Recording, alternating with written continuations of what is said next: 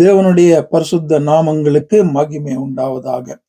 பரிசுத்த ஆவியானவரான தெய்வத்தை குறித்து அநேக காரியங்களை பார்த்தோம். தொடர்ந்தும் தேவனுடைய சித்தம் என்ன என்ற தலையங்கத்திலே தொடர்ந்தும் அநேக காரியங்களை வேதத்திலிருந்து கற்றுக்கொள்ள ஆவியானவர் எங்களை நடத்துவாராக.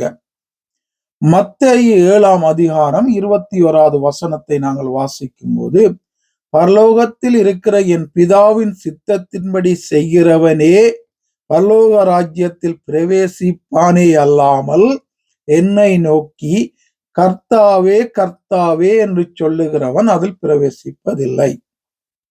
இங்கே ஆண்டவர் சொல்லுகிறாரு, கர்த்தாவே கர்த்தாவே, இயேசுவே இயேசுவே, ஆவியானவரே ஆவியானவரே என்று கூப்பிட்டா மட்டும் நீ பரலோகத்துக்கு நீங்க போகிறது அல்ல, மாறாக தேவனுடைய சித்தத்தை நீங்க செய்திருக்க வேண்டும்.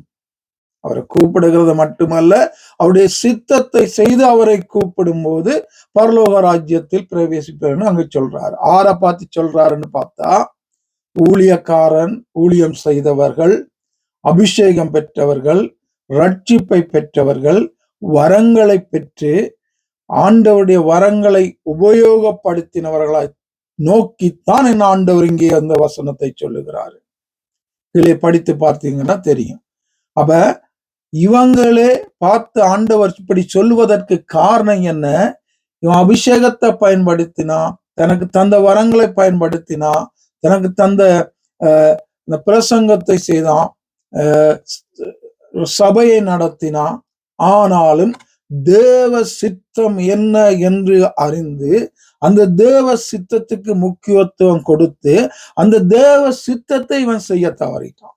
அதாலதான் ஆண்டவர் சொல்றாரு, என்னத்தை செய்தாலும் அவருடைய சித்தத்தை நீ செய்யாத பட்சத்துல உனக்கு பரலோகத்துல இடம் கிடையாது என்பதாக ஆண்டவர் இங்கே சத்தியமாக சொல்லுகிறாரு. அப்ப இந்த தேவ சித்தத்தை நாங்க தொடர்ந்து பார்க்க போகிறோம். தேவனுடைய பிரதான சித்தம் என்ன என்பதை நாங்கள் அடுத்த முறை பார்க்கலாம். ஆகவே தேவனுடைய பிள்ளைகள் தேவ சித்தம் என்ன என்று புரிந்து அந்த தேவ சித்தத்தை செய்து நித்தியத்திற்கு போக வேண்டும் என்பதாக தேவன் விரும்புகிறார். அதற்காகத்தான் அதை சொல்லுகிறார். தொடர்ந்தும் ஆவியானவர் தேவ சித்தத்தை அறிந்து அதன்படி வாழ எங்களுக்கு உதவி செய்து வழி நடத்துவாராக.